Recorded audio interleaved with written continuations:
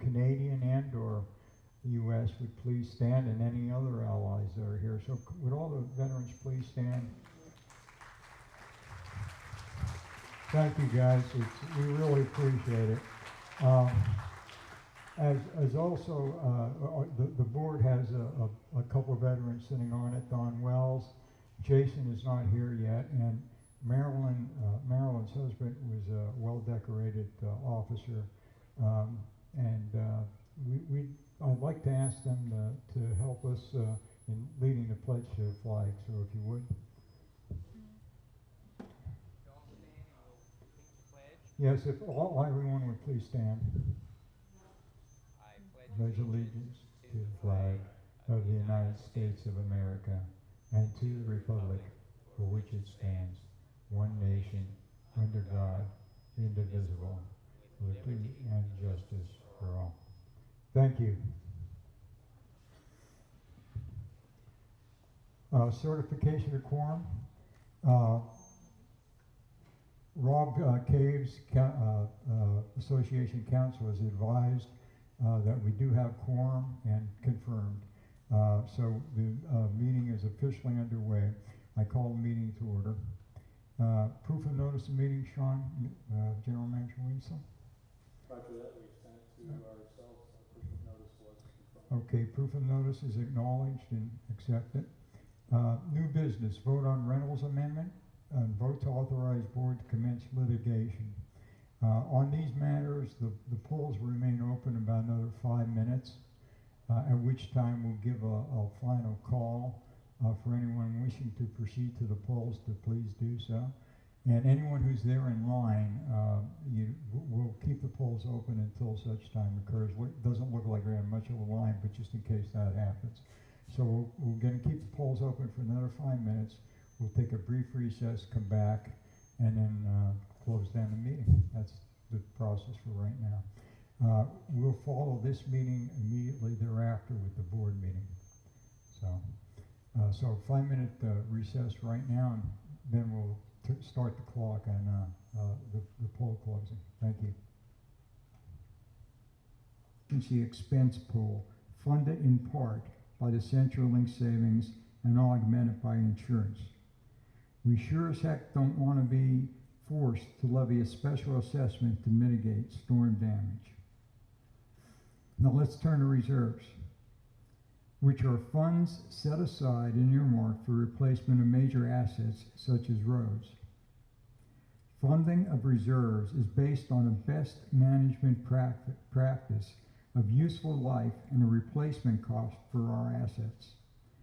Currently, we have $2 million in reserves, notwithstanding major expenditures for access control in Vera, refurbishing the lagoon pool, and upgraded common area landscaping. Our reserves currently exceed statutory standards, but we need to build to $3.2 million if we are to resurface our roads sometime between 2024 and 2027. Since 2014, our reserves have been funded exclusively by reserve assessments paid on new home sales by Taylor Morrison and resales, which is the method to which to fund reserves promulgated in our documents. Because Taylor Morrison is essentially sold out, new home sales will evaporate as a source of reserve funds. In order to take up the slack as well as offset the effects of increasing inflation rates on the materials and services of future reserve items, and avoid a return to the pre-2014 practice of diverting a portion of assessment dollars to reserves, we will be considering a $1,000 increase in the reserve assessment on resales. More about that later this evening. What about our lakes on New Year's Day 2024? Lake vitality and water quality require long-range planning and a source of funding. Our primary focus is a multi-year rollout of aeration equipment, beginning with those lakes who are most at risk. The proposed $1,000 reserve assessment increase would constitute in part an important funding source to support adding this aeration program to reserves. I realize this is a lot to digest, but it's important that you know that your board is not just kicking the can down the road and hoping for the best. As always, thank you for your interest in our community and your support and contribution in efforts to make it even better. Thank you. Next would normally be the treasurer's report. We're going to continue that till after the budget presentation. The chair recognizes Chairman Mr. Wilson, and if he would begin the budget presentation. I got promoted to a chairman. Yeah, there you go. All right, this one, as I go through this, I'm going to cover a lot of information really quickly. If you haven't put your name on there for a topic at the end, you can do that as well. The budget, when we go through it, some of the key things, just giving you the notes so you can wake up when I'm going through some of these. One is going to be when we talk about the room rentals and some of the things that we're going to implement for 2019. The other is going to be the ground sod replacement, number 5620. The lakes contract, 5680. Security service, 5715. The electric pool, 6614. And the last two items really that are key are the Envira 8020 and your residential landscape count. Okay, the first thing, as we go through this budget, normally, put this here. Can all of you hear me?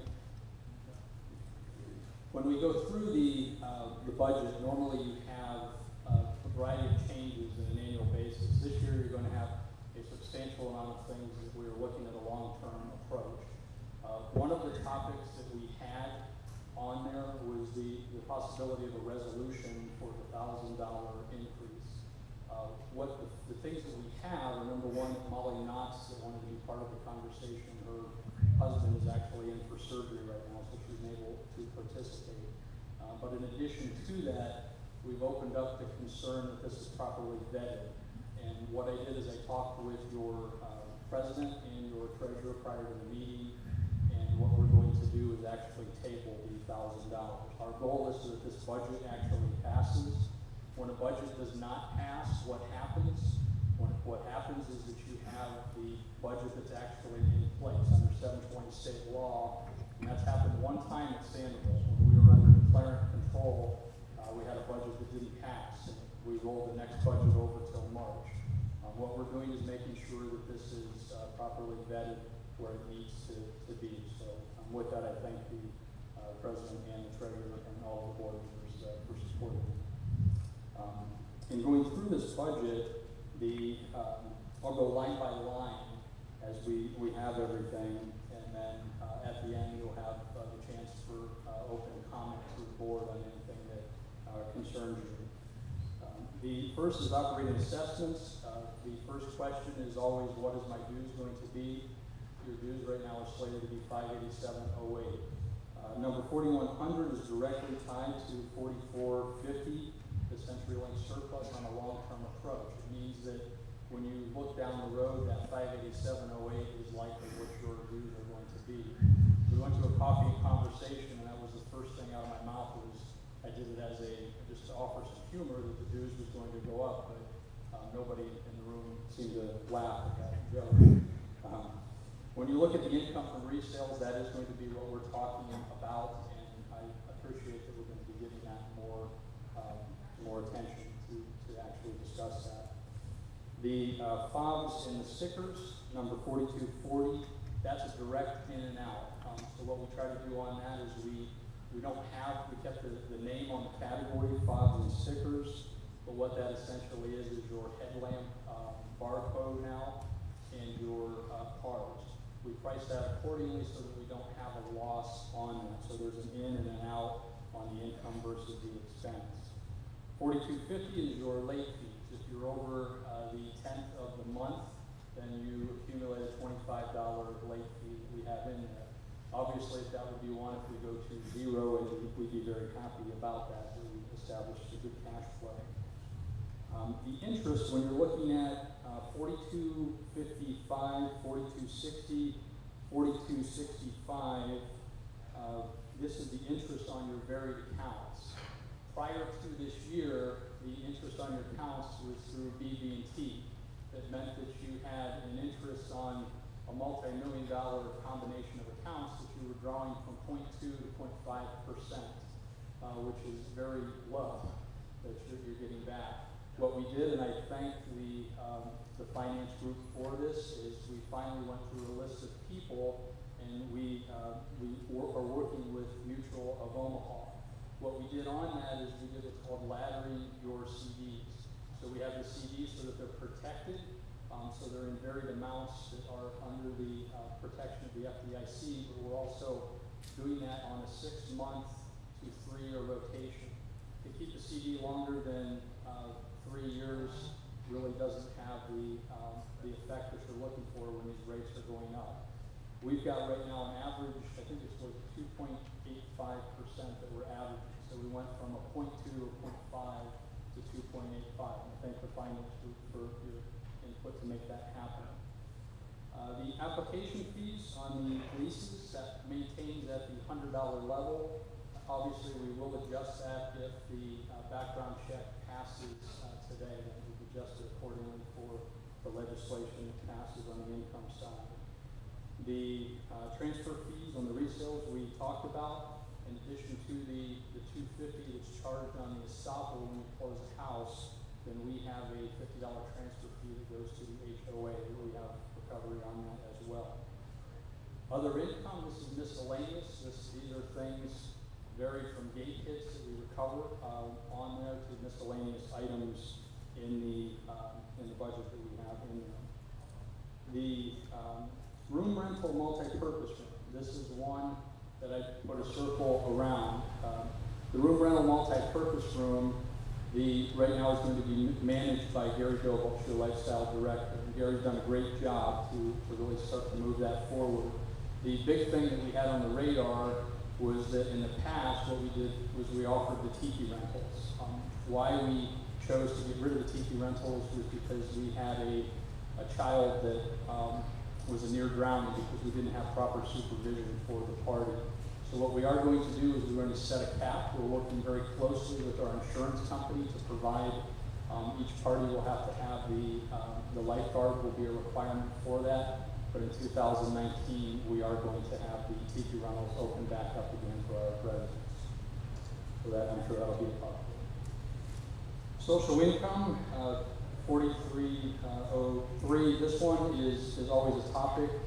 It's not a direct pass-through. You get on 5680, you have an expense, but what we try to do is recover some of the expense where we charge a minimal fee for the vents on things. So we recover some of it for you. On the architectural review income, that is the $25 application fee that you pay. One of the things long-term that we're looking at is the price of the deposits.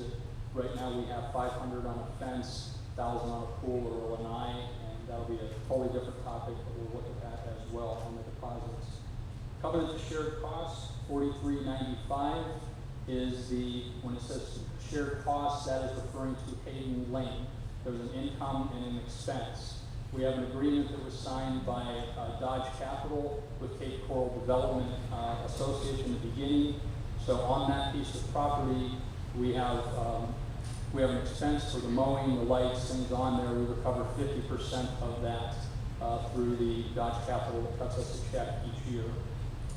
CenturyLink surplus, we talked about that being closely related to number 4100. Those are your income line items, which gives you an income of $3.856106 million.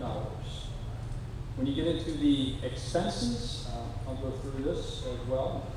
The healthcare, this is one that it's always, we try to estimate with our employees. It's one that's always hard to figure out, but you're trying to figure out on healthcare, who's going to have healthcare, and the HOA pays a portion of reimbursement to the property management company.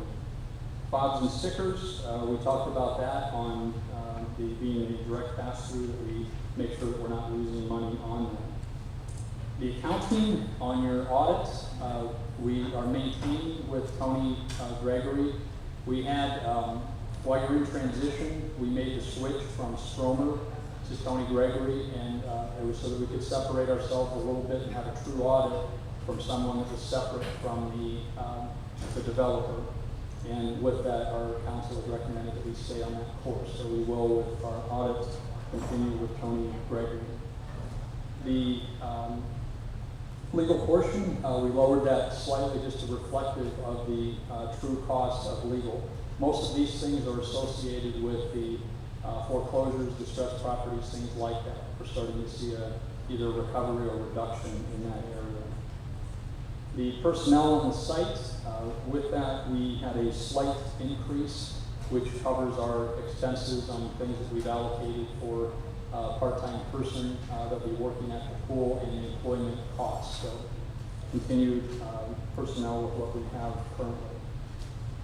The base management fee remains the same. That's under a 3-year contract. So that is $59,850. It's based on $3.50 per door. The licenses, and that would include that we have our pool license, they have their CPO license, I have a CAM license, and the dues and education works accordingly with that for our staff so that they're able to get the education for their licenses. Computer support and network, we up that by just $1,000. What that is anything that we have in the office. We have an individual that does the routine checks on our system to make sure that we don't have the viruses, and it's including the replacement, things like that for the offices. Main charges and coupon books, that is the cost when you get that little coupon mailer. What we are starting to see is a trend that people are setting up direct deposits. What that does for us is it saves us money, but it allows us on the cash flow to know that we've got that money. So we appreciate anybody that's done direct deposits. The website, we have that at $5,000, which allows us the cost of the website plus a little bit of wiggle room to do some of the things that we're looking at. The website, the communications committee, Denise, I know, has put a lot of time into this, and our website looks great, and we appreciate everything that the communication committee has done. Thank you very much. The MUSAC is, what that is at the pool in the club. What you have, this I get a lot of questions, why can't we just play general music? Well, there's actually different unions that represent the artists, and you have to have music that's actually affiliated with ASCAP and the different unions that represent those artists. We've used MUSAC since the start. There's things that we might look at for the future, but that's the music you have at the club and the pool. Office expenses, that's a general category. In there, there's quite a broad thing. What we're going to look at probably is trying to separate that out a little bit to track it. But we have everything in there from our copy machines, which we lease. We don't own the copy machines. We found that it's more beneficial to lease the machine versus the $10,000 to $15,000 purchase. And includes the paper, includes the mailers, includes everything that goes through our office in a normal year. The insurance is you have 3 components to your insurance. On the insurance, you have your property policy. Property policy covers your building, anything with the grounds. Does not cover your foliage. So if we did lose foliage, that's a consideration for the future. If we, at one point, had a capital account to try to offset that, the capital account was used by the Class 2 declarant to offset their deficits. So that would be something in the future that would probably be a very good idea to establish that account again to help offset any potential liability on a storm. The liability in the crime policy, what that is the GL policy protects anytime we have liability for the site. We added the crime portion, which is also that we have in there if anything happens with that as well. The fidelity bond is another name for D&O policy. D&O is directors and officers. That covers myself and the board of directors, and then any appointed committees or chairman as well.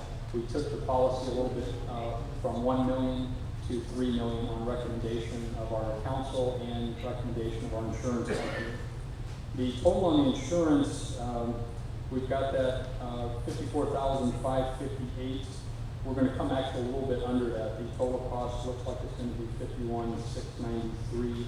So we've got a little bit of a buffer in there as we proceed. One of the big advantages on the insurance is while you're under the Class B declarant, we finance these policies. What that meant was that when you finance a policy, you typically pay for it over an 8-month period, and you're charged anywhere from 5 to 7.5% is usually what the range is to finance that policy. We don't have to do that at this point with the operating cash flow, so that saves us that amount of money. Okay, if you flip over. I'm sorry, why was the property insurance reduced drastically? The property was, we had it figured high last year on some prospective things, and we're actually going to be way under budget this year on the property. The total cost that's estimated for everything was $51,693, so we'll be slightly under that position we have there. That's including the taxes and fees. Thank you.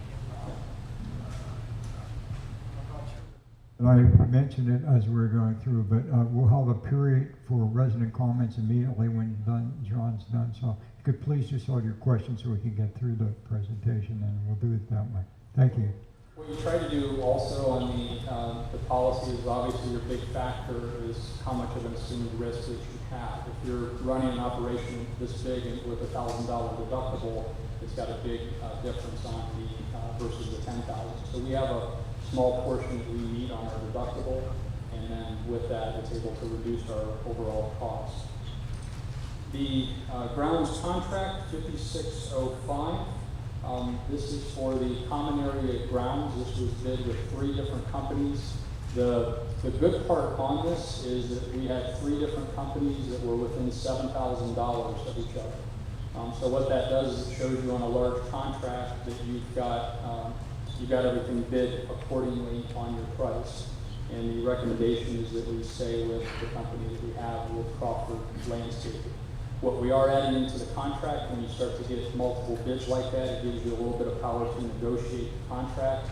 We've got some added things that will go in there. One of the things that we want to put a little more emphasis on is the areas that are sort of the in-betweens, the fence lines between some of the properties north of Anguilla, the fence lines on the perimeter. So that will also be in the contract. Joint cost is the expense portion of what I was referring to earlier. That's referred to on the Hayden Lane property. That will be a long-term consideration, something for this board and for anybody in the future to consider, is that Hayden Lane piece that costs us a significant amount of money each year. So it's a consideration on what the long-term objective is with that property. The 5620 was one that I put a circle beside the sod plant replacement. You've got 2 funding sources. You have the $60,000 available in the operating expense, but we also have the money available in the reserves, which is every 3 years it accumulates in there. Our focus for 2019 is going to be the continuation of some of the plantings. Right now, what you're seeing is if you drove around, you're starting to see that the cement work is being done on those islands. I've got the crews out there right now actually doing all the repairs on all of the islands and road monuments. When they're done, then what will follow is the foliage on those islands. We're going to actually take those islands, lower them down, just have a large accumulation of mulch and roots that are on there, and then they're going to be replanted with something that's a little more viable and a little less maintenance on there. For 2019, one of the big things that we are looking at is cul-de-sacs. Cul-de-sacs are typically one area that are often forgotten on cul-de-sacs. You got a couple that are really nice cul-de-sacs, but you have some that need some attention. So that will be one of our big focuses out of the gate will be cul-de-sacs. And lastly will be anything, the continuation of the beds and things that need replacement on there. When we replace plants, the The goal is to try to find plants that are more viable, plants that are going to be able to handle the stress and things that aren't going to repeat the process. Tree trimming, what we do on tree trimming is we had a large trim last year, and then we're setting it up sort of in a rotation so that your tree trimming continues on an annual basis, that you're able to address that in a better manner versus one big hit on it. Mulch we took up. Mulch, when you price out mulch, you have a couple different options. You've got option one that they lay the mulch manually, and then you have option two, which they spray it in. We did the spraying last year. There's a big difference on the price, the spraying versus the mulch on the ground. This price is also inclusive of what we have to decide is when you use mulch, there's also the ability to use pine straw. Pine straw is not the preferred method on the common areas, but when we get into the fence lines, Calypso Park, things like that, it's about a 2-to-1 difference on price. So we will use pine straw in some of those areas. Sprinkler maintenance, this is one that we work closely with the finance group on. The sprinkler maintenance is one, it's keeping track of the quality control to make sure that, that what is actually fixed and repaired is actually what was done. When we talk to other comparable associations, this is one area that they put a lot of focus on because you're trying to actually validate that those repairs that are under the ground are done. We've set up a quality control plan. When they have to do a repair, what they do is they text us. We randomly go out to look at the repairs that they've done, and if it's a repair over $200 is what we set at the threshold, then it requires an approval prior to the repair so that we can validate the work. Irrigation on the water, we're tracking very good on this. This is Mr. Swagger, who works very closely with me on this, and I appreciate the help on everything that I get from him, both on the irrigation water and on our recovery on the parcel that we'll talk about in a bit. All right, 5680, lake maintenance contract. This is another one that I circled. The lake maintenance contract, we had the two primary companies that we were looking at as we're trying to come up with a long-term approach. Long-term approach is looking not only at your lakes, but it's also looking at the aeration. It's trying to come up with an approach that's proactive versus reactive. Reactive means you have dead fish and you send the trucks out to clean the dead fish. We've done that twice this year, and that's not acceptable. I've met with the Lakes Committee, and we are in agreement that we need to start moving forward with aeration, which I'll talk about here towards the end. But with the company, we are going to make a switch from solitude to aquatics management. That contract ends in January, so we will give them their notice. The big advantage that we have is there is a price increase, but when you pair apples to apples, you're going from 3 service calls a month to 4 service calls a month, and you're going from getting a simple report from the tech to going from that to a monthly service report from the biologist. She presented that to the board initially, which was very impressive, but that is actually what we'll be receiving every month. So we made the recommendation that we move forward with that contract. Storm drain maintenance, 5686. This is set up that I developed your storm drain plan. What this is that we're cleaning every drain out in Sandoval and the lake interconnects on a 3-year rotation. We use a company called Sewer Viewer. What we generally do is we start this in the first quarter.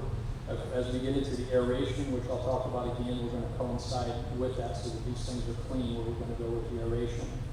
The storm drain, how many of you were here during the flooding? And you had the chance to see the different areas where the roads flooded, things like that. The biggest problem that we had was more on the municipality side. We've actually met already with the city with some long-term objectives that we have, both for the parcel outside of our gates on the LCEC right-of-way, and also for the McDonald Canal that we feed into, and they were very receptive. And the president and Jim Swagger and I both met with that. We'll continue to follow up with the city. Got an excellent plan though, and we're moving forward to keep everything clean so that we don't we minimize the effect on everything. The security service, okay, 5715, put a star beside that one as well. Obviously, you haven't heard anything that was happened with the security service. It's been very, I meant that as a joke.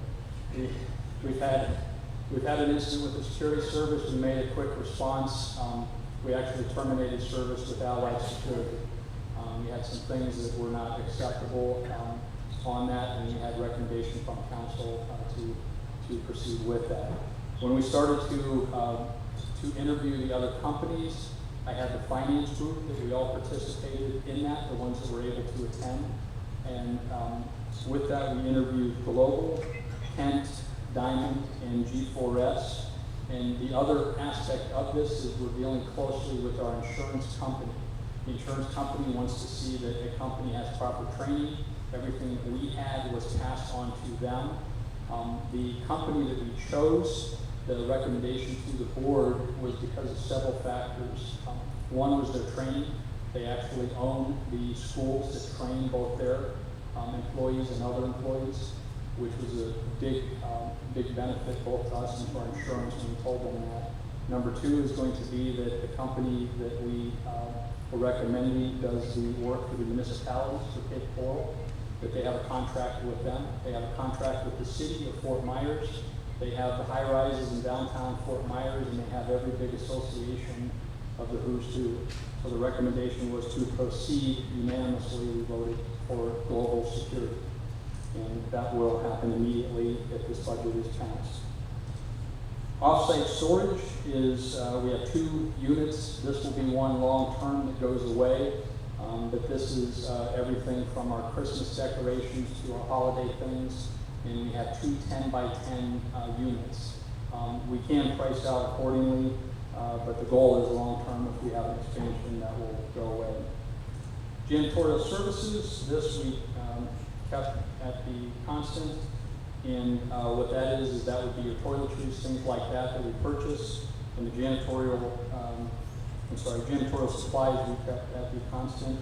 And the janitorial services we lowered to have the true product cost, which is from the company Vanguard that does 6 days a week service on that.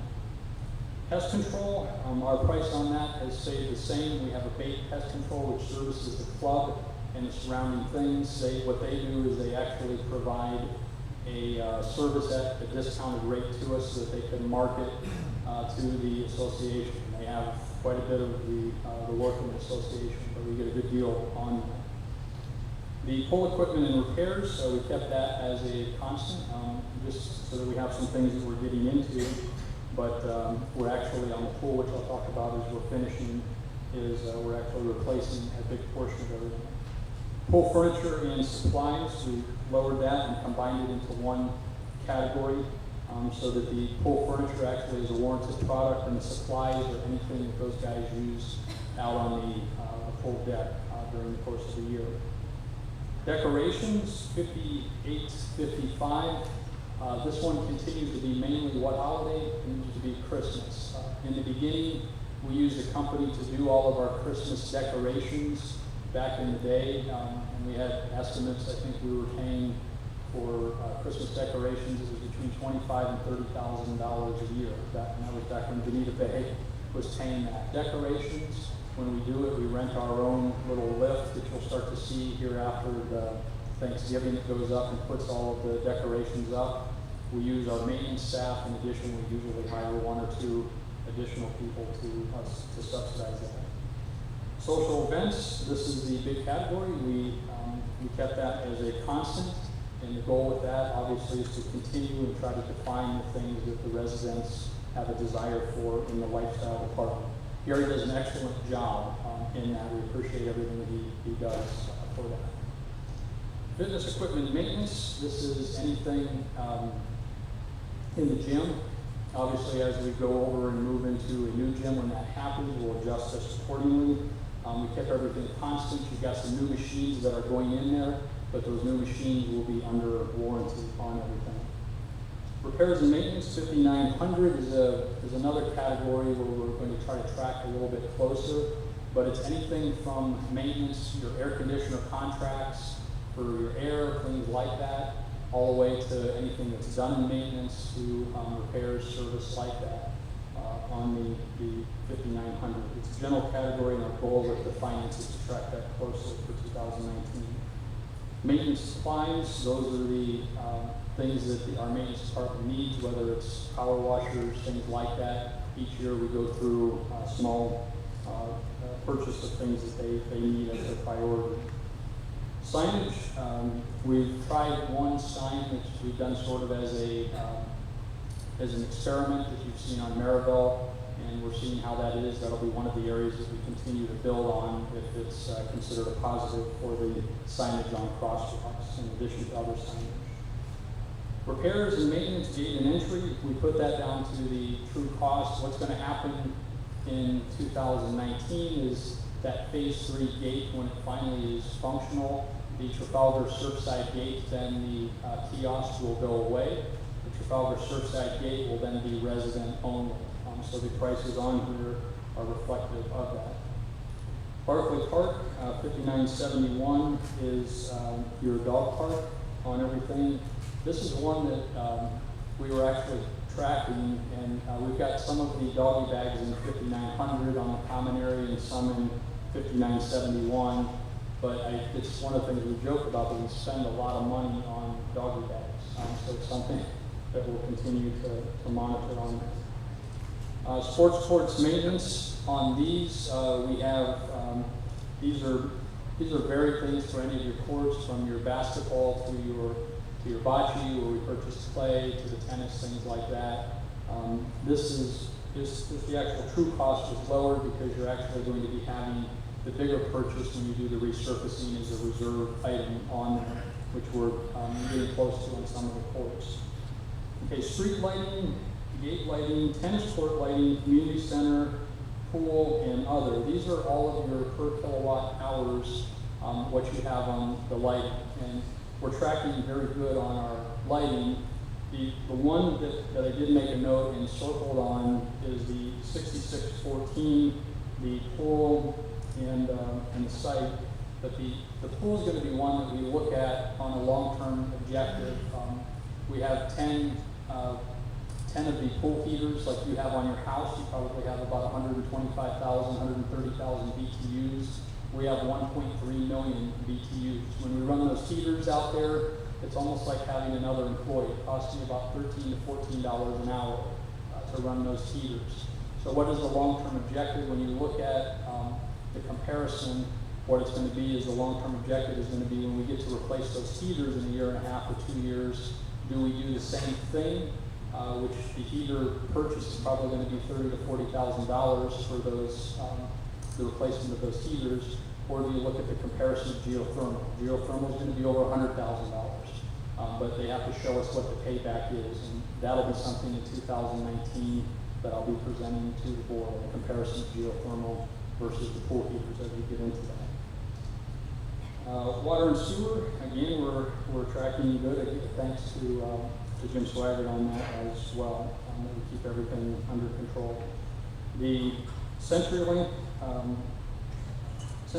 on the owner's internet, as we talked about, that's tied in directly to your base costs to help offset so that your dues won't go up in the future. Telephones is a big one. This one is how much do you pay on phones at the club? You pay on phones at the phone and internet at the club almost $1,800 a month. That contract was signed, and it was a 3-year deal. The 3-year deal is up the end of this year. We did give our notice on that contract. What we are switching to is the VoIP, which works through your internet lines. You're able to migrate over, and then what we're also doing is upping the speed system on your Wi-Fi and your direct hookup at the club. We're going to go from a 40 meg to a 1 gig. 1 gig allows us to connect a little bit higher, a lot higher, and then for the Wi-Fi we'll be able to connect a lot higher for people that are using the pool. Okay, the trash disposal, we just raised that up a little bit just for special pickups so that we have that reflective of the true cost of Waste Pro on everything. And property taxes, park and club, this is the the taxes that you pay on your parcels, the non-ad valorem. And again, this is something I work closely with Jim Swigert on. We try to save money on that. We do the study each year by doing the engineering study, which is now required twice a year versus once. Then that engineering study allows us to have a huge savings on those taxes that we can offer as a direct pass-through. Distress lot mowing, 7680. That is hopefully one category that we reached that we have a zero as well. We've only got a variety of those left. These are distressed pre-foreclosure or foreclosure houses. And the goal with that is to get those properties turned over so that we can hopefully eliminate this line item at some point. But to give you an idea, back in the day, in 2017, 2018, you had about 70 of these. You had a full-time person doing distress lot mowing. The bulk service expenditures we talked about, and Vera is broken into two categories. Now this actually will be, as we get rid of that third gate, there will be a price negotiation with them to be reflective of what that true cost is, since the third gate doesn't have the same function as what was intended originally. But we have $93,000 available in there. The $11,000, what is that? It's a thing called your active cameras. Active cameras are in two locations. They're at the pool and they're at the basketball court. So what that means is they actually monitor them at night. So if somebody jumps the fence or they're out there, they're able to physically talk over the speaker. They do a voice down to that person. They're able to call the security guard or the police officer if needed. You have two locations that you have active cameras. The reserve from resales, we talked about that. We're going to put more focus on that so that we're able to make sure that everything is properly vetted. Interest allocation is reflective of that laddering of the CDs. You have a zero cost budget on everything that we went through on the expense versus your operating. The last section is your residential landscape. We invited any of the, we selected anybody, we put it out in eyes and ears, anybody that wanted to be on the committees to actually review the different sites. We put them on there. We had a couple people at the very end that I think we had, on myself, that we had a little bit of miscommunication that I apologize. We should have been on a team. And I don't think there would have been a difference, but you do have my apologies. You should have been on. The teams went out. What they did is we looked at primarily three different companies. We looked at Brightview, we looked at Florida Evergreen, and we looked at Greenscapes. The concern is trying to come up with a long-term approach. You're trying to come up with a company that actually is looking at working with us in the long term and has established goals. The teams came back and they found one company to be very much ahead of the other companies on these sites. On a management side, my opinion is parallel. We agreed on this, and the company that we are proposing that we move forward with is Florida Evergreen. The contract ends in March. The contract, it's very unlikely that we would be able to migrate out of that contract in January. It looks like if we did a transaction, it's probably going to be March unless they agree to an earlier term. The goals are, number one, is the big thing, is establishing a full-time manager. Florida Evergreen was the only company that with that account could establish a full-time manager. Brightview has a company policy that they have to manage at least $2 million in a portfolio to have a full-time manager. We're an $800,000 plus account, which is nothing to laugh at. An $800,000 account, in our opinion, requires a full-time manager. We will have that. The other concerns from the group were that we continued the opportunity for residents to give input.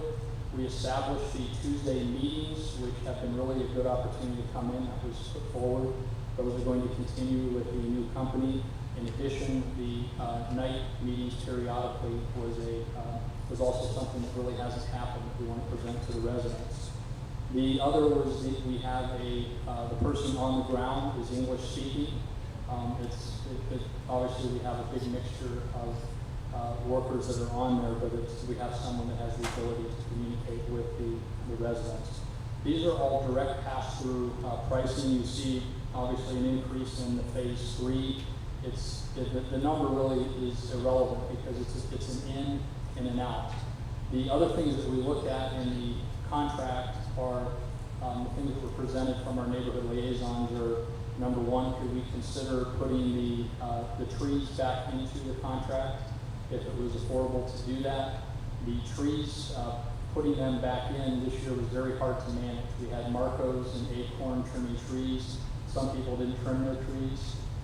So that is going to go back into the contract on palm trees. Palm trees will be trimmed by them on a once-a-year deal, just like we used to have. The other one that we looked at was the possibility we have 40 mows of bumping that to 42, because what happens is when you end up in the transition months like October, typically that's when you hear the resident complaints, because we're transferring from every week to every other week.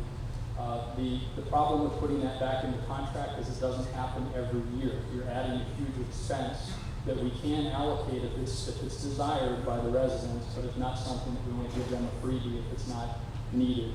Total price on the contract, Brightview came back at $112 per month. Florida Evergreen, which we're going, is $115.75, and Greenskeeps was $124. Greenscapes was an outside consideration. Greenscapes is technically up for sale right now. One of the people that's actually looking at the possibility of purchasing Greenscapes is Brightview. So that was a consideration as well. So the recommendation there will be to go to Florida Evergreen on the termination of contract. Remaining things, as we go through there, I told you about the reserve items that we have. We have the pool project, which is going on right now. And reserves this year, you're spending a little over $400,000 anticipated on all of the projects. The pool alone is over $200,000. The pool project is actually ahead of schedule. We've been trying to keep the residents updated of what's going on, but we're looking likely the first week of December is what I'm projecting on the way we're headed. We told originally the second week of December, so if it keeps on track, we're ahead of schedule, but we're still looking good no matter what. The roads are the other big thing on the radar. That right now we're doing all of the road islands, road monuments, which will be followed by the landscaping in those areas. And they're also going to be, you'll see them on the cement sidewalks, which will be stage 2 of the project, which on all of the cracked or areas that need grinded down on the sidewalks. For 2019, what your big agenda topics are going to be for reserves, I'll discuss more openly when we get into actually talking about the reserve allocation at a second meeting. But the phase 3 gate on this, we have 2 portions that are ours. Number one is as you come in, we'll have the responsibility of cutting off that corner so that you're not going over the grass. And number 2 is going to be skinnying up that median when we actually get ownership from the municipality on it, which will happen, I believe, this week or next week. Yeah. With that, it's obviously a wish list to get that money recovered from Taylor Morrison, but the goal is we've waited long enough. We have to get this phase 3 gate done and operating. The big thing which I do endorse, I put my stamp on it, is going to be the aeration. The aeration is something that you have to think about long term. What happens is on the aeration, we've heard this, that the Lakes Committee, do we have any Lakes Committee members here? The Lakes Committee has been talking about this for several years, probably longer. And what happens is your lakes start to age. When they start to age, you've heard Jim Niehaus talk about the fact that we have dying lakes. And I think in the beginning, myself included, you're hearing that statement and you think that it's exaggerated, but that statement is the truth. As your lakes go on, it's the fact that you have to address the things for the future on that. When you do the aeration on those lakes, when they build new properties, that's something that automatically goes in on the majority of properties right now. There's a county code that signifies deep water management that they have to do that. When we do the lakes, we're looking specifically to make the project manageable trying to come up with what lakes are the ones that are the most needed. The most needed were 1, 5, and 6. 1 is probably our worst lake, which is Birdmount. 5 and 6 were the lakes on Ashbury and just to the south. How you can actually get this price down, which we've been working diligently on, is actually you look at the project instead of looking at it on individual lakes. You look on it as a project on the whole with the engineer. What he's able to do is actually put a compressor on one of the lakes, actually go through the lake connects, and actually have that unit service with several compressors more than one lake. Because what is the biggest cost of the aeration? The biggest cost is your electric. Getting that electric hooked up to a transformer. Can you go with a solar? The answer is on a lake this large, the answer is you're not going to have the same capacity for what you're doing. The other thing that we'll look at on the lakes is, obviously when you're looking at the lakes, there's going to be an operational expense that'll be adapted into there. When you look at that fountain that we have out there, the fountain costs about $350 to $400 a month for electricity to run that fountain. The fountain is a 5-horsepower motor under the water, so our fear was that the aeration is going to cost us a lot of money. The big difference in it is aeration is pushing air. Aeration is not pushing water, and you have a compressor. The difference is that $400 a month versus about $50 to $60 a month on a compressor. So we're working, and the final thing is I've sent the board, and I think we might have put it online, I'm not sure, the muck sampling. What we've actually done is we had the biologists come out and actually sample lakes 1 through 6 to validate everything that's been told to us by the Lakes Committee and prior companies. The good news is on the muck sediment, which is a key indication of what you have, the muck sediment is less than 5 inches on the majority of areas. They have lakes that are over 15 inches. When you get over 15 inches in that kind of muck, we're at the point that that's not needed, where the aeration is actually the desired approach on that. So those will be things that we'll get into in a lot more detail. I had a general manager's meeting on that we'll continue with the board to move forward with that. And with that, I think we're set.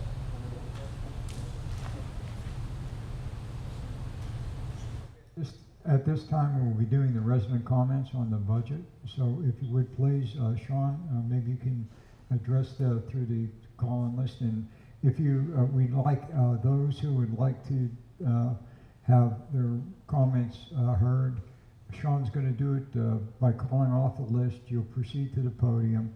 Please state your name and your address. And the normal protocol we use, you would be addressing the chair. And basically, we'd ask that you limit your comments to 3 minutes and no pulling of time. So with that, we look forward to your comments. And if the records could show that Jason Ward is now here and present. Jason, welcome. Okay, we have Mr. Jim Swaggart from Greendale, and his agenda topic is D3. What that is, Jim?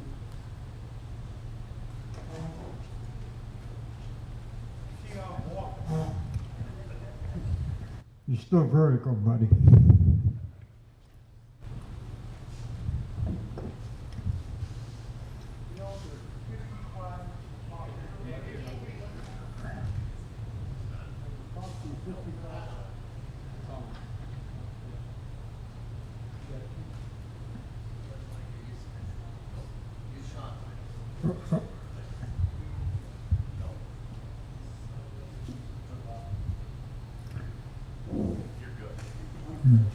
There's approximately 55 people in here. There's about 1,400 You gave him the right one. There's approximately 55 people in here. There's approximately 14,000 approximately in Sandoval. I'm embarrassed. I work very hard to save money in this community.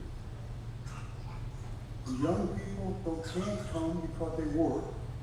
The old people are dying like me. The rest of you here don't have no idea what the president's doing, what the general manager's doing, and I'm upset. I'll give you an example. The $4,000 increase. That's what I'm upset really about. Here's why. The president said the roads have to be redone. The city of Cape Coral, every 25 years, have to move most of their roads. You know why? Because there's millions of trucks overweight driving on their roads. There ain't one in Sandoval as a phase 3 done. I think maybe 35 years we need to do our roads. In turn, we as residents need to know the details, not at a meeting, before the fact. Because we have a budget, and I'm very interested in this budget. And I watch it, and I work hard with Joe. I don't disrespect him, but we disagree a lot on things. I disagree. But in turn, nobody cares. So you know what? I'm about to say, and I don't care either. That's the end of my subject. Thank you, Jim. I think.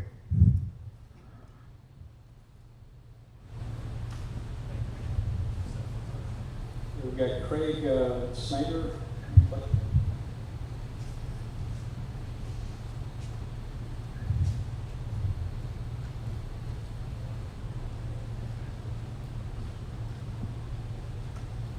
As I look over the 2018-2019 proposed budget, it appears to me that something is missing in order to give us a clear financial condition of Sandoval. Proposed budgets can be whatever you want to make them. It appears that most figures are the same as 2018, carried over to 2019 with some adjustments. I'd like to see the board next year add 3 more columns, giving us more information. I'd like to see the 2018 proposed budget and the 2018 actual expenses and income. The 2019 proposed budget with the year-to-date expenses and income figuring either at the end of October or November. And then the 2020 proposed budget. In addition, it'd be beneficial for us to see the actual reserve figures also. By the board putting all these figures together for us at one time, it would give all of us a much clearer and concise picture of the total condition of Sandoval. Concerning the proposed budget, please explain to me the 4140 income from resale revenue account going from 310 to 400,000. Where's the $90,000 coming from? Secondly, on the property insurance, if we had all 5 of those columns, we'd be able to figure this. But the property insurance went from $46,621 to $18,228. That's a savings of over $28,392. There's something wrong here. Lastly, I see no need for you to increase the revenue sale contribution $1,000. Fix the lakes with aeration from the money from the telecommunication savings. You don't need $2 million right now for the clubhouse expansion. The telecommunication money will continue to grow over the years. And I'd like to know if the board has long-range plans or if those are just Joe's long-range plans. Thank you. Thank you.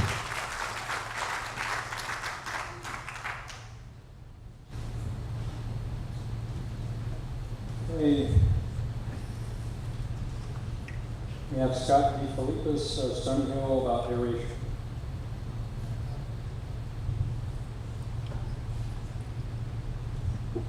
Thank you. Good evening, board and fellow residents. Scott DeFilippis, 2612 Stony Hill Court. Most of you know me either from the Lakes Committee or from the Landscape Committee, but I want to talk to the board and the residents tonight about the importance of aeration.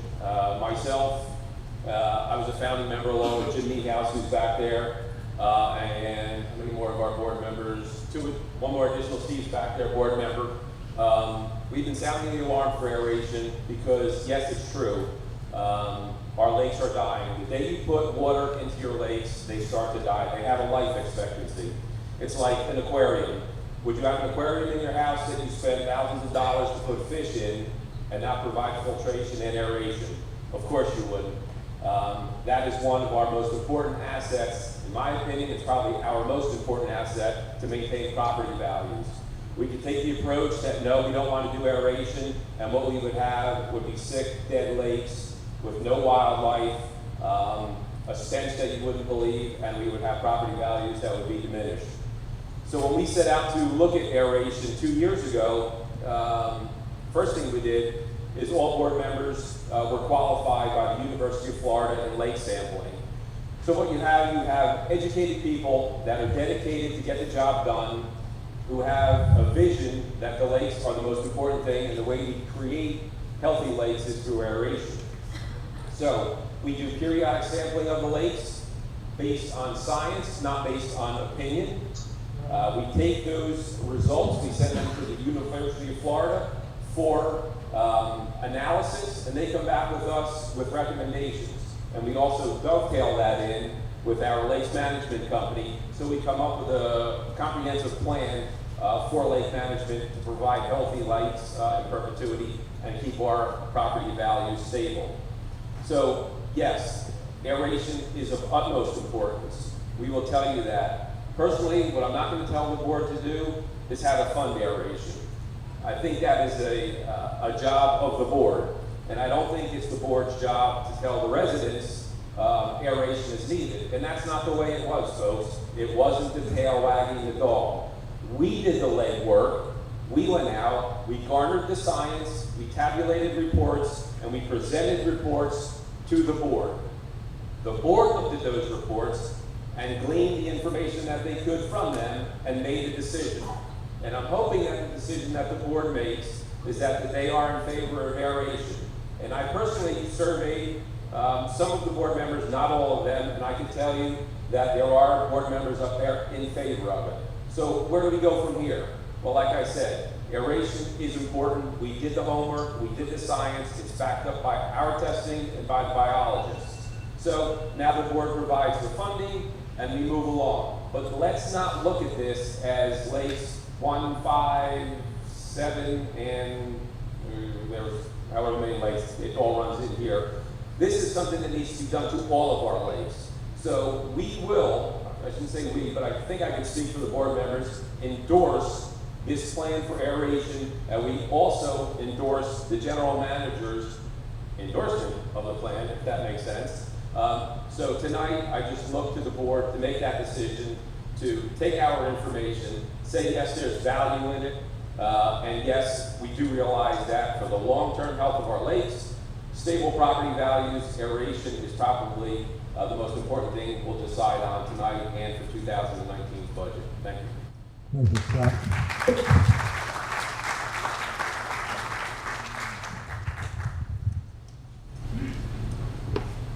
I have Mr. Thomas Pound from Greenville.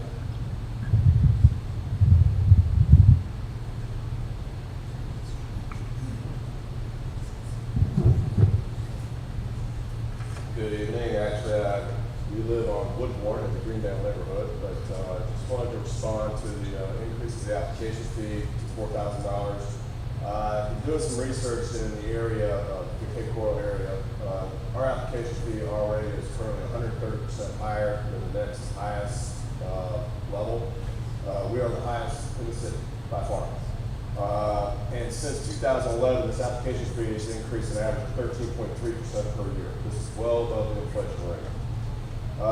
We were promised during the discussions with the clubhouse expansion that there was sufficient cash flow to fund all of our current obligations and also pay for the clubhouse. Now we're being told that cash flow is inadequate. I think it's fair to ask, how did we get to that point? And I think there needs to be a full accounting as to how we arrived at that conclusion so that we know finally what are we doing with our current obligations and the current monies that are in place. According to Realty Track, the housing market in the 33991 zone is already stagnant. So if it is the wish of the board that they feel that future home sales are going to fund this, they need to deal with some market realities that might be in place because foreclosures are up 73% and our in our zip code, and sales are also down. And given that Sandoval probably is going to average about 140 home sales per year, I seriously doubt that an extra $140,000 is going to fulfill the obligations that are being demanded and being put on demand by this board and by this community. So given that, I suggest that the board actually suspend all future capital outlays as it involves the clubhouse until we get a full accounting of the cash flows that are in place, so we can get a full explanation as to why we were told that there was sufficient money, and now we're being told there is not sufficient money. Either we didn't know what we were talking about then, or we were never really told a full accounting of what was actually true. Given that, I recommend that we encourage that you vote no on increasing the application to $4,000.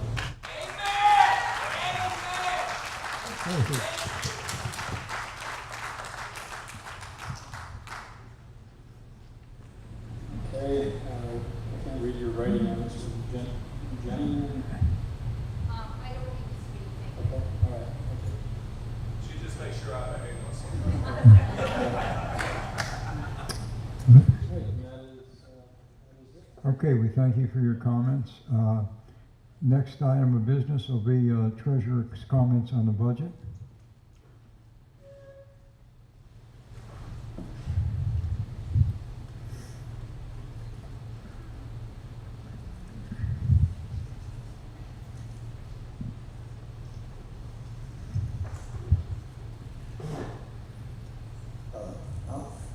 First, I'll just give you a quick recap where we are right at this time. We're at for the surplus, we're at $1,666,000. That's a $55,000 increase in the year. So we should be pretty close to about $1.8 million at the end of the year. The reserve fund right now, which is becoming a hot topic, is about $2,207,000. A fair amount of the pool has not hit it, so I'm projecting that we'll probably be about $2 million by the end of the year. Now these are key numbers that I give every month, and it pertains to this reserve contribution due to resales. Our resales as of now are 97 through 10 months, so basically almost 10 a month. So you can project somewhere around 120 by the end of the year. The new sales are right now 46. So I'm going to go into a little detail because it seems like it's a hot topic on this item. And before I do that, usually I don't go into tales, but this is very pertinent to what I'm going to be talking about. When I was working and I was in my mid-20s, my first key job was in IBM, and I was reporting. I got a promotion to this job, and I had to make presentations to the CFO, the treasurer, and the controller, and my director. So this was a job that either, if you didn't fulfill it, you were going to go sideways, otherwise you were going to go up. So I really prepared for my first meeting. I went in, I presented, and then after I presented, I was ready to sit down, and the CFO stopped me, and he asked me a question. Now, I don't remember the question, but I remember the first 3 words I said. The first 3 words I said was, in my opinion, and he said, stop. He said, do you think I have you in this office for your opinion? I have you in this office for facts. If you can't give me facts, don't bother showing up tomorrow. I never forgot that. And that's what I'm going to start giving you now, because what you're hearing constantly are opinions. In the last 2 months on this thing, all I hear is opinions, not fact-based, just opinions. So I'm going to go through some data here so people can actually see facts, not opinions. So, and the other thing is we got, with the numbers that I was telling you, 120 resales, 60 new sales, that's about 180 people. If you go back over the last 2 years or 3 years, that's probably 40% of the community. So 40% of the community wasn't here past 3 years. So it would be good if they get a little bit of the history as well. So what I'm going to take you back to is 2014 at the end of the year. And in 2014 year end, we had 85 resales. There was a 1,191 existing homes. So that said 7.1% of the existing homes resold. And we were in a reserve fund, we had $900,000, which was way underfunded. So we had to make a decision. At that point, we didn't have a surplus. So the decision was we either increase the HOA fee, we get a special assessment, or we increase the transfer fee for the sale of new houses. The transfer fee for the sale of new houses at that time, and this is again for the people who just moved in and may not know this, was $1,250.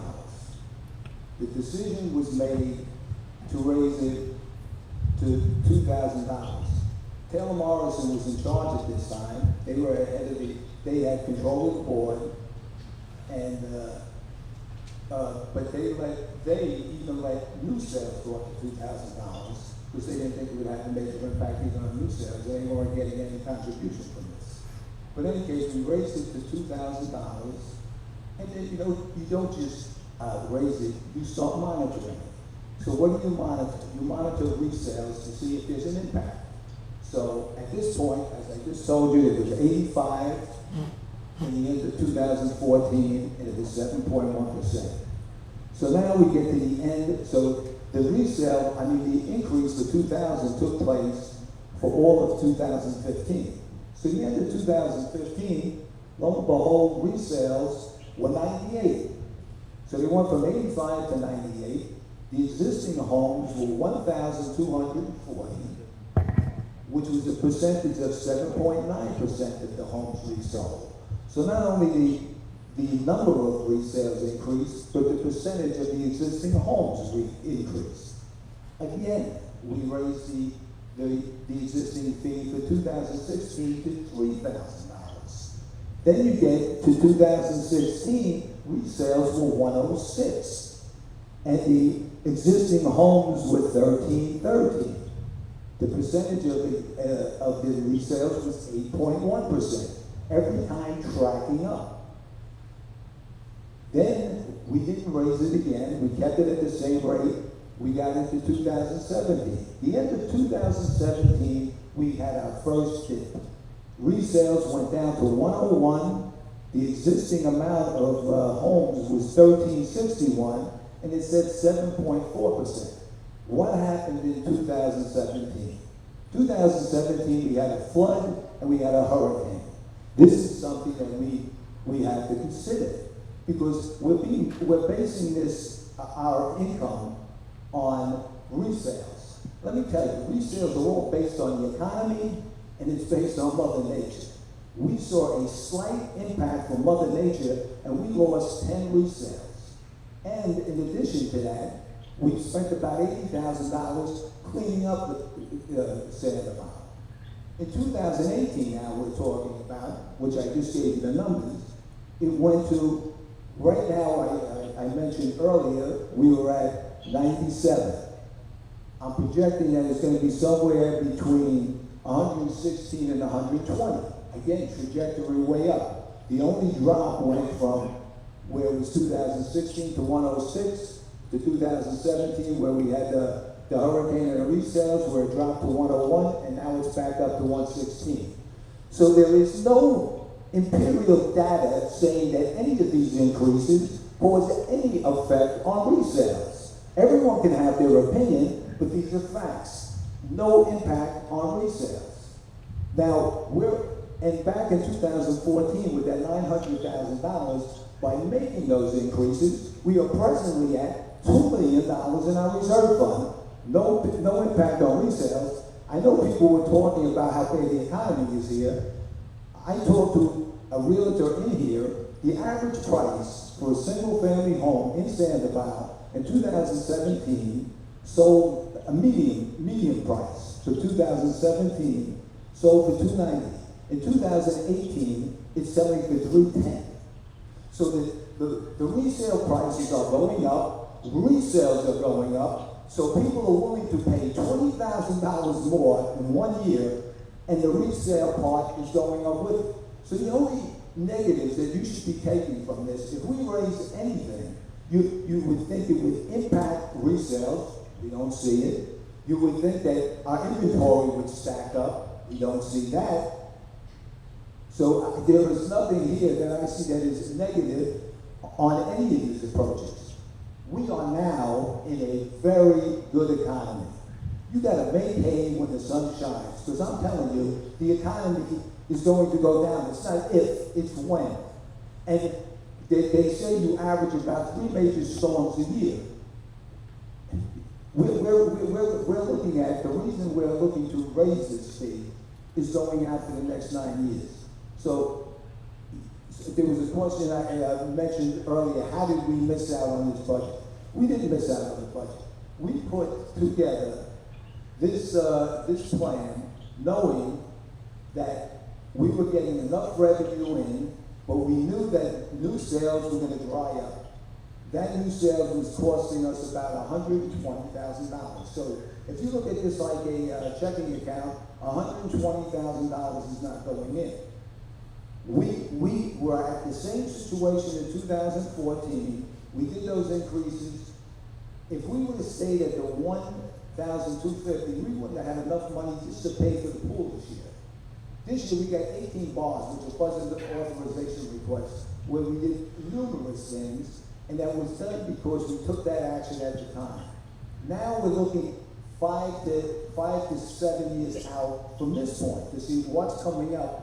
And what we know is coming up is the roads are coming up. We know we want to address the aeration. I wasn't a major proponent for the aeration. I got convinced. They were right, I was wrong. I'm all for aeration. And so we had to address the aeration. We have to address the roads, and we have to realize that we don't have another $100,000 coming in. And we have to realize that the economy is good now.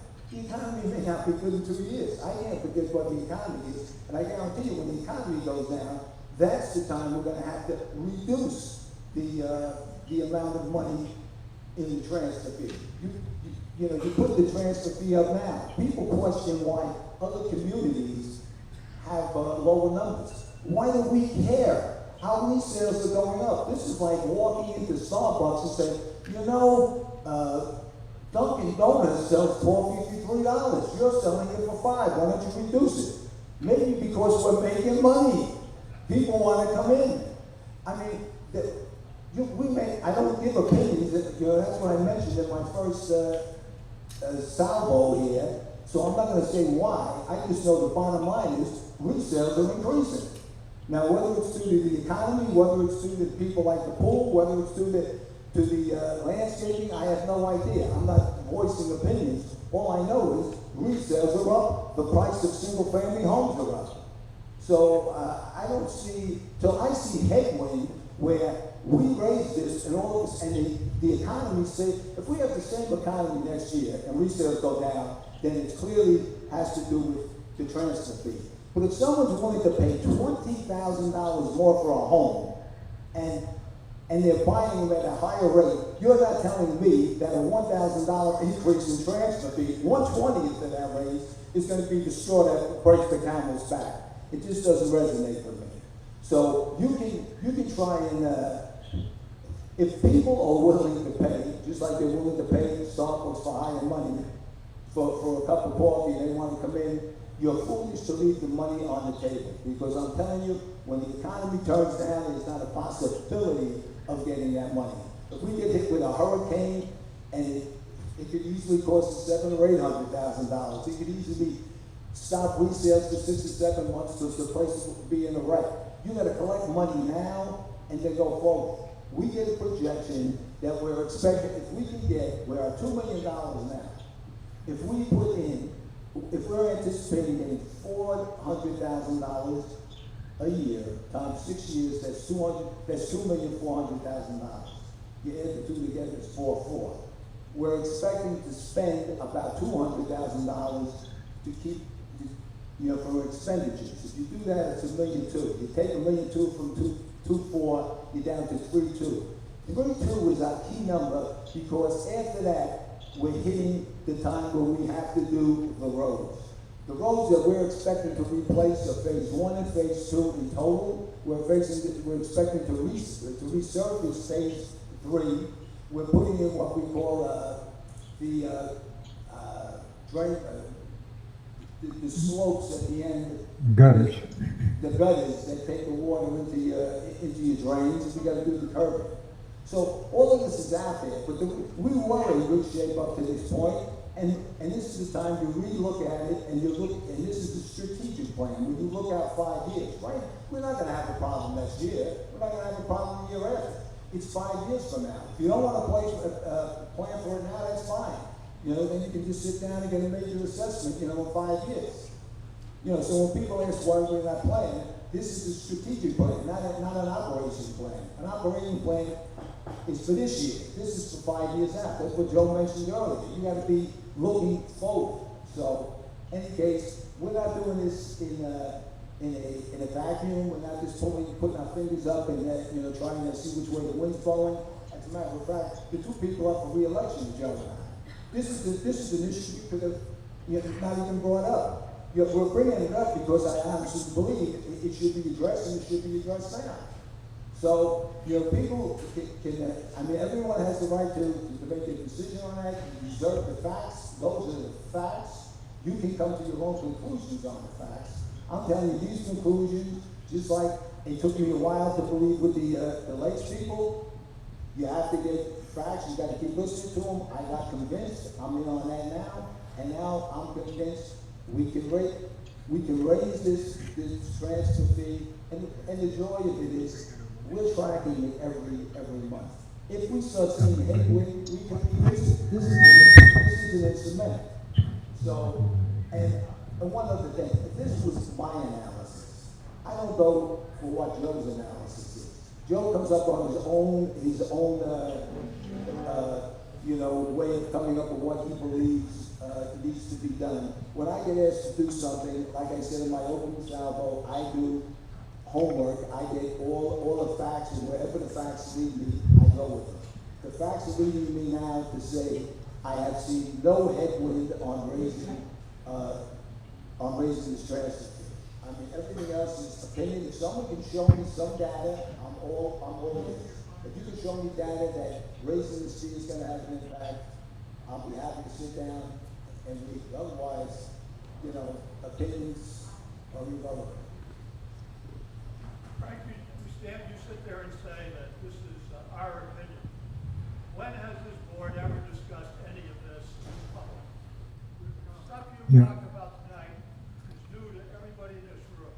It's new to the rest of the You board. got a board there. Yeah, excuse, Hasn't had one chance to discuss it in public. excuse, Doug, if you would please, I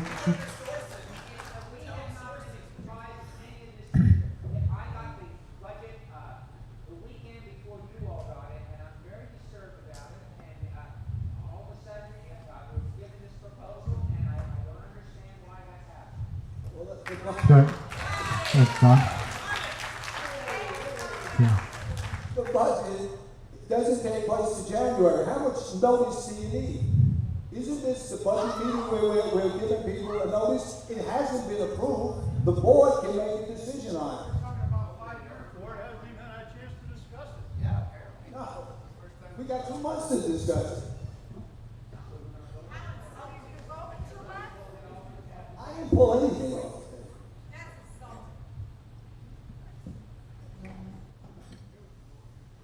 All right, next on the agenda is going to be Sean. We're not going to take him. Sean.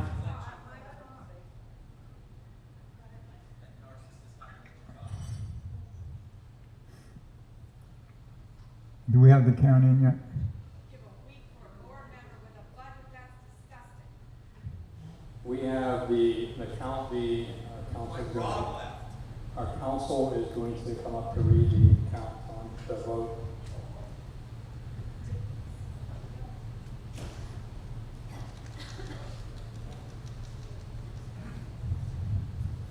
Thanks, Sean.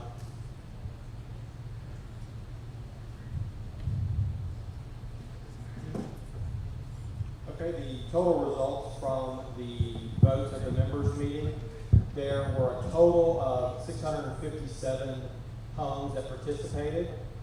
So that exceeded your quorum of requirement of 423, I believe. So there, as we said before, there was a quorum participating. With regard to the vote on the leasing amendments, pursuant to your declaration, to amend the declaration, the amendments must be approved by 2/3 of those votes cast. That means you needed a yes vote of 438. The results were 403 in favor, 245 against, so the amendments did not pass. With regard to the litigation vote, that only needed a simple majority of the votes cast there. That would be 236. There, 468 voted yes, 184 voted no, so that vote did carry and was approved by the members. So, thank you. Thank you, Earl. Okay, next item of business, the general manager's recommendation on the budget. Okay, we went through the entirety of the budget. We are excluding the $1,000 that will be talked at a future period, which will be defined. The recommendation from the general manager is to proceed with the budget with the notation to sustain reserve spending plan requires a future decision. Recommendation for the changes noted in the budget on the contractors is that we proceed, and recommendation for the board is to proceed with the budget. Okay, thank you. Do we have a motion to proceed? All right. We're voting on the budget without the resale resolution underlying the budget. Okay. You make a motion to move to, okay. So we got a motion to approve. We got a second? I've got a second. Discussion?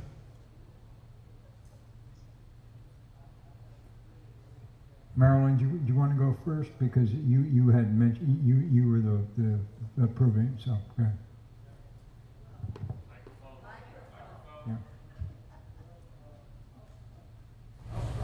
Since the $1,000 increase is going to be a different discussion, then I will approve the budget, but I would imagine there has to be some type of an adjustment if the thousand is not approved. Yeah, Because the reserve or the funding will not be there. You've got a certain number of expense that meets the revenue, and if the revenue's not there, can I vote to approve the budget pending the revenue adjustment? Correct. That's exactly what we're doing. And basically what that number would be the existing budget at 310, not the 400,000 in that line I item. didn't understand, Yeah, and I so- guess that's what Don meant about what Yeah. are we voting on, Yeah. what are we approving? Yeah. So we're approving the existing budget. Yeah. Any other discussion? I would like to discuss really what's happened here a little bit. You know, receiving a copy the weekend before everyone else got it, and then see that there's a $1,000 increase, raising the assessment to $300,000 to $400,000, 33% increase. No discussion of this in any board meeting. No discussion of alerting the community that we need additional funding. And then during the presentations last January, our general manager told us that the reserve account stands at $2.1 million, which is double the recommended funding, and it's a healthy fund. And then, and I want to note that the roads were in that at that time. And all of a sudden now we're trying to find money to pay for the roads, but it should already have been there. And on occasions, residents were told that, you know, we were on a sound financial basis. Our HOAs, the top 1% of Florida HOAs because of our funding. And then as late as our last October board meeting, the treasurer's report indicated no red flags. And I got that thing in the mail and it says I need a $1,000 increase. So my question, what happened, you know, in the last 3 weeks? So if we have a financial crisis, which, you know, if we're needing more money, obviously we do, and the members of the board weren't even made aware of it, and then we had a big increase in the thing. So my immediate reaction is to say, I don't support this. and to date, not one of the authors of the board's proposal has contacted me to offer an explanation until I got here tonight. You sound like Roger Bogle. You sound like Roger up here and said the same exact thing. You know what I'm saying? So through the discussion with the general manager, there were several things that I gleaned that why we had this undiscussed fee increase. First, we need additional funding for the roads. Well, we have a reserve study from 2016 that had the road maintenance included. And I do know that the study is done every 3 years and is scheduled for an update in 2019. So if, after a new study, the numbers change, then I could understand the need for an adjustment, but it should already be there. And in the spring of this year, we assumed the responsibility of the Somerville roads. Now, during that negotiation, there never was any mention that we had a short funding of roads. Now, if that was the case, I think that would have been a pertinent thing to have been in the discussion, wasn't it? So the second justification is that our cash is tied up, and we need the money for the aeration of the lakes and the modifications to Pine Island Gate, which Salem Marsh is refusing to pay. But these are not reserve items as far as I'm concerned. These are capital expenses. I mean, we're using this reserve fund all of a sudden for a slush fund for everything, and we're getting all these new home buyers to pay for every single thing that we need built up in the community. I don't think that's right. The drafters of the reserve fee increase are saying that it's a reserve item. I don't support that. We have a letter from the attorney that says that we can now use it for aeration, but it's not a reserve item. Reserve is for maintenance. Well, then they said that our HOA was before the rules were changed. So we're grandfathered under old rules, but it can be used for anything. Well, we've been telling everybody ever since I've been in Sandoval, it's for maintaining things that we own. So I think that it is not a capital and a maintenance fund as we have been led to believe. So I would like to say that we need to think about how we're going to fund some of these things that we need, that the community agrees that we need. Like, I'm 100% in favor of the aeration, and we need to fix the Pine Island Gate, but they're not reserve items. They're not in the cement from the reserve. There's something different. And I think that, we need to figure out how to take care of that, and we have a surplus. And I realize that, we're going to spend the surplus, and eventually it's not going to be there, but, you're living in a utopia. Everything costs something, and we're talking about this reserve, and everything's coming out of the reserve, and these things have to come out of our surplus because they're new items. So that's what I see with that. And so again, an expansion presentation, plenty of money, $7 million over 10 years. There are going to be no HO fee increases. Well, this is an increase. An increase is an increase. So I'm 100% moving forward with the lake irrigation projects and the modifications to Pine Island Gate, and I think this CenturyLink surplus is composed of excess HOA contributions, and so it's where this money should come from.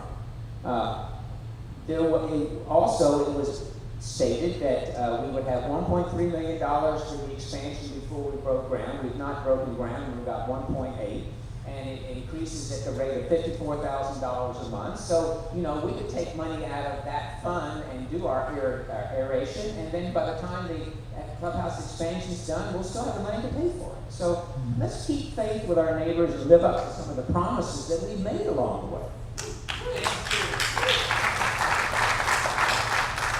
So I would support the budget without $1,000, and that's what we're going to do.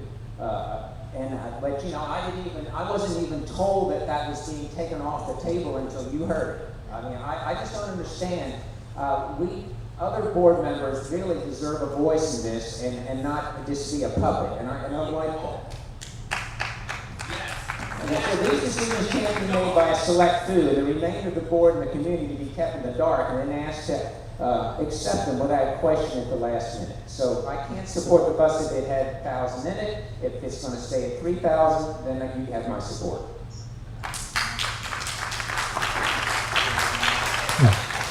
Chair recognizes now. I'm glad we are further discussing the $1,000. I was not in favor of it. I'm not in favor of 33% increases. It doesn't make a lot of sense to me. The gentleman that talked about having the budget presented with actuals, I think that's absolutely in line, because then we know how things are being spent. Rather than just having rounded out numbers, we need to know how expenses are how the money is spent. I'm 100% behind the aeration. I received pictures earlier this year when we had the problem with the algae. When the algae hit the canals, some of those canals were in very bad shape, and particularly the end of the canal where the algae seemed to come together. And somebody used aeration. And he sent me, and I guess other council members, pictures, before and after pictures. It was amazing, the difference with the aeration. And he said it, for him and for the canal, the expense was not large. And so I turned it over to one of our other departments. I don't know what they're going to do for the future, but they're looking at several different things so that we don't have the problems next year, hopefully. But just seeing those pictures convinced me that yes, we need that aeration. I also went to our Public Works Department to ask about road resurfacing, because of course the city resurfaces roads. And I was told 25 to 30 years is what they expect for roads to be resurfaced. So consequently, I'm not sure that 2024 is the right year. I would have to see that the roads have potholes, they're bad. That's what I would be looking for to resurface.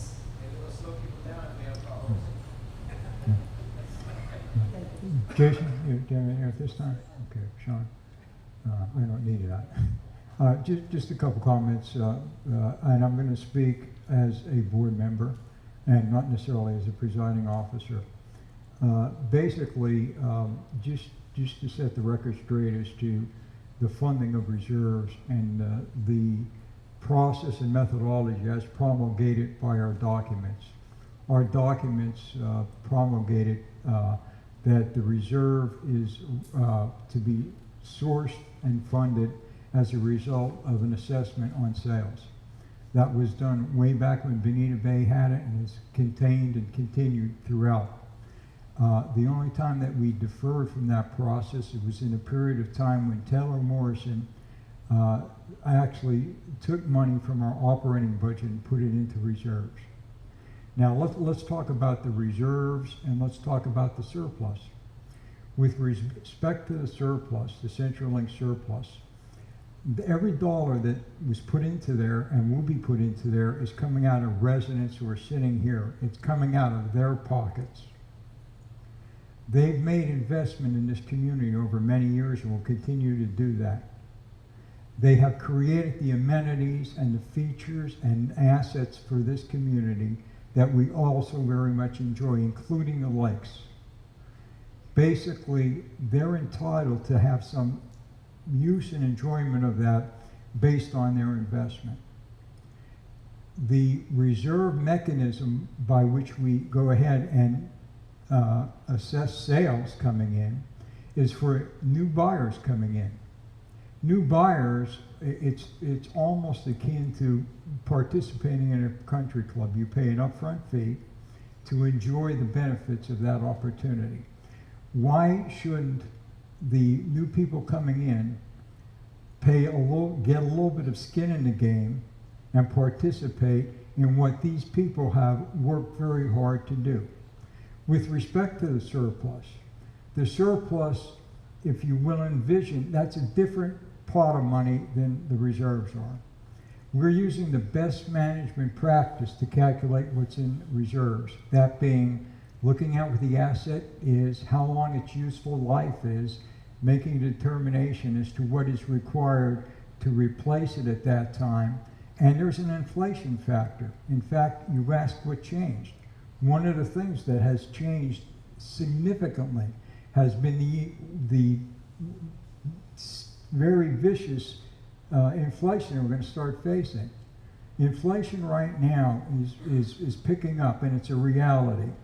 The normal operating budget that we are faced with today, we really pressed our contractors, and we are not going to be able to get much more blood out of that rock.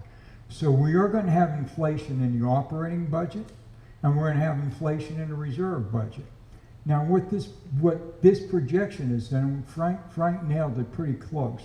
This is a prospective budget looking forward 5 or 6 years, trying to figure out what right things we have to do today to prepare for tomorrow. We could easily pass the buck to the next generation of boards and not do anything today about what is needed for the future 7 or 8 years from now.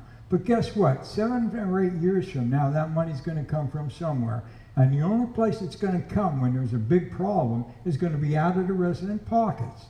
The reserve right now, and those numbers that I mentioned about 9 years, that CenturyLink surplus will guarantee every resident sitting here today that there will be no assessment increase for 9 years. Absolutely 9 years.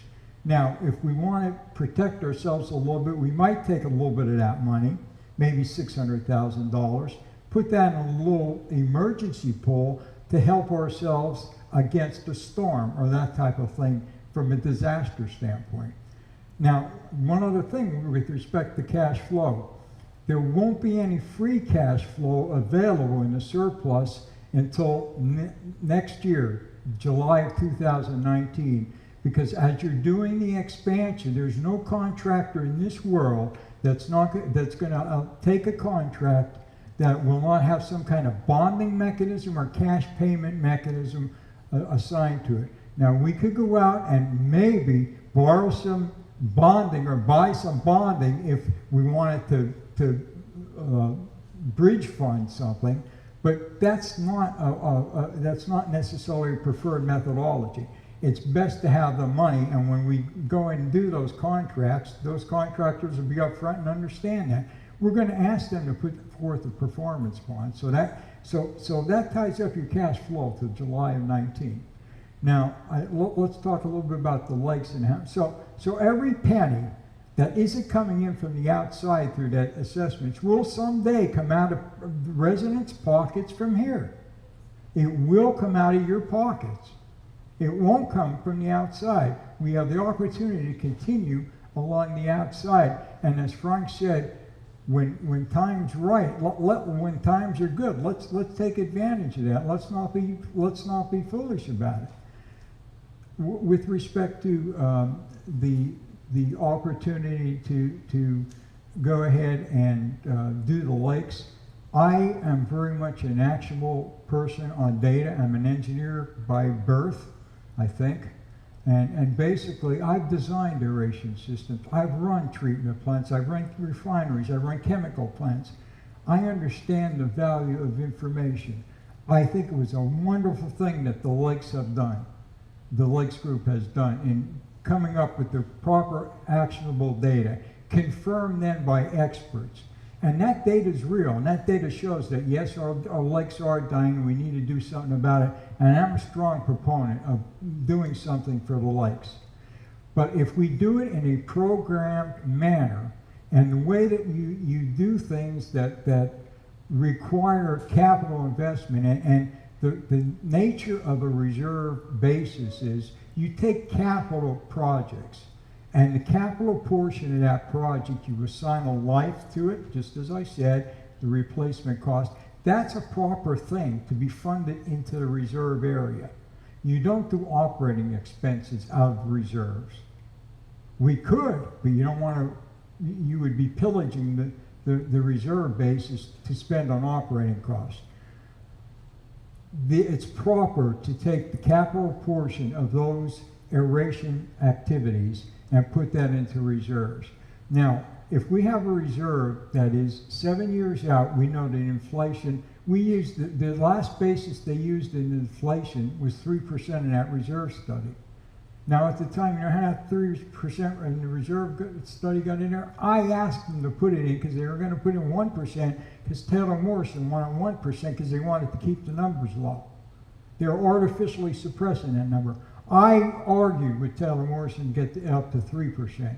Guess what? Reserve Advisors, is one of the best in the country, is telling Sean over the last month and a half, 2 months, that your reserve percentage is low, and it's probably low by 1.5%. We ought to be at 4.5%. Well, Don, this is how we got the number with respect to what the increase in reserves needs to be for those roads. Because building materials, and in particular, they are advancing twice of what the CPI number is. And CPI is approaching 3% right now. So it's likely that 4.5% may not even be enough. But are we better off trying to prospectively build to that level and get to the point where we have something that's going to be a cushion against whatever it might be when we have to do roads? And maybe it is another 5 years out there. But there'll be a point in time that we're not taking advantage of money coming in from new people coming into the community who don't have a grub stake in the game, and ask them to provide that grub stake. Now tell me what's wrong with that equation. Because we do have a great community here. We have good attributes and great sales. Yeah, and if the economy goes bad, we may lose it. But I am very much interested in making sure that we protect these people sitting here in this room and all our fellow residents, and protecting them through that fund that is surplus and hedges them against inflation and creep. And what do I mean by creep? Well, let's talk about creep. We put in Vera. And Vera had $190,000 in capital cost. That was a reserve item. But guess what? To operate in Vera, that was $94,000 a year. Guess where that came from? That came from the surplus. That's creep. That's not the percentage of inflation. That's creep. We're going to put in aeration. Aeration is going to be a capital cost of maybe, we do it in 4 phases to make sense and make sure that we're doing it properly. It may be $500,000 while we get done. Guess what? There's going to be operating expenses that aren't inflation. They're creep. They're creep in expanding what the operating budget to be. Do we want to go out and tell the residents that in that operating budget, you know, that surplus we're going to have to protect us on that? Well, we bridged, you know, the financing for reserves. And you know, so now you guys write a check for what that 40,000 would be. All of these little things add up. Taking the fact that inflation is going to hit all of the operating contracts we have in the operating budget at 3% a year. That's probably a fair estimate for that because it's not building materials oriented. That is our hedge against inflation and creep. How are you justifying the community's? Excuse me, I'll take your question when I'm through. Thank you. Well, I'll talk to you. The community center is coming out of the surplus, just as planned. That was done through, excuse me.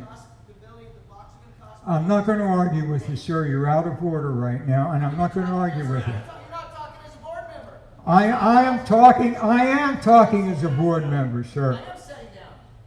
No, I don't need to shut. You don't tell me to shut up. Didn't we have a vote? Yeah, we had a vote, and basically You're really bringing this community together. we're under Yeah. Are you a board member now, or are you?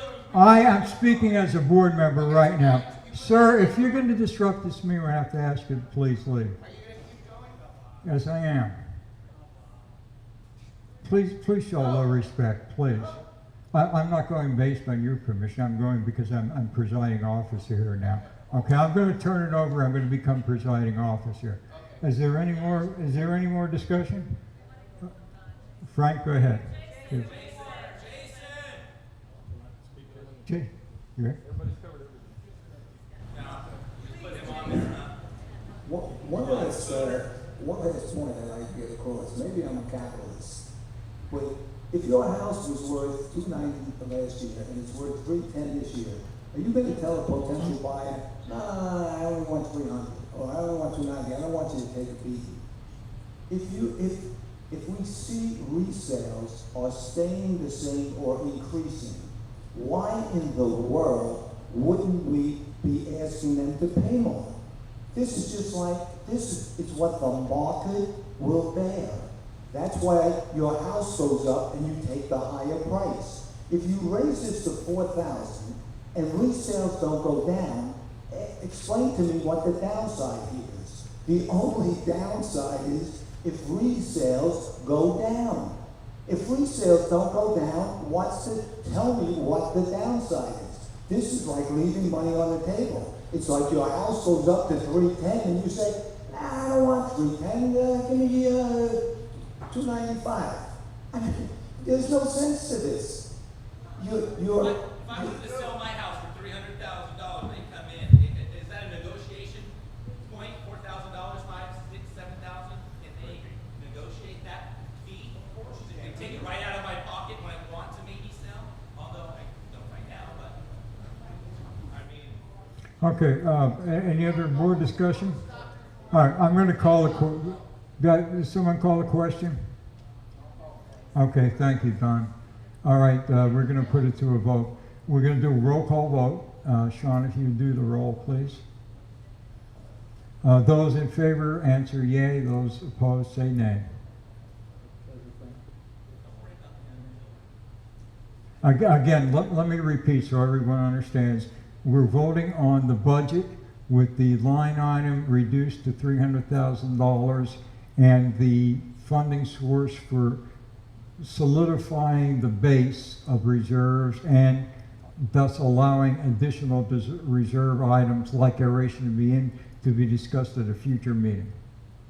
Okay, Treasurer Frank Hannigan, Vice President Don Willis, Director Marilyn Stout, on the phone, Director Al Roper, President Joe Killian, Yes. and Director Jason Ward. Yes. Okay. Unanimous.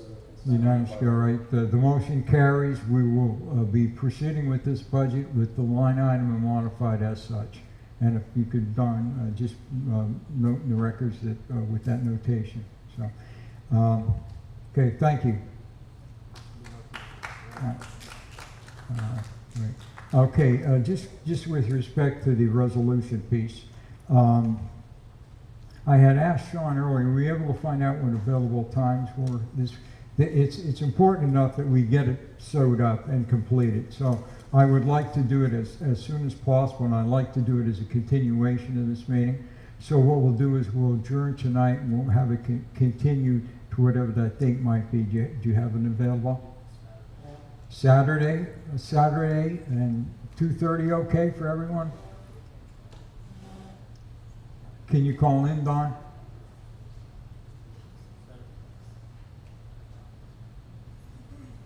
You're limited on the weekends. It's Saturday at 2:30, which we have with Gary Fuller. Okay. 2:30 to 3:30. All right, can we get consensus on Saturday at 2:30? Okay, Marilyn, you okay? Frank? Don, you can call in or you'll be here?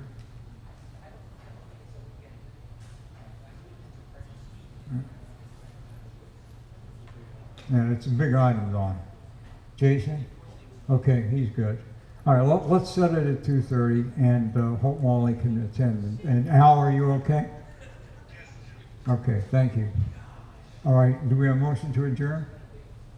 2:30 Saturday at the clubhouse. Do we have a motion to adjourn? Okay, second? All those in favor? Aye. Opposed? See none. We're adjourned.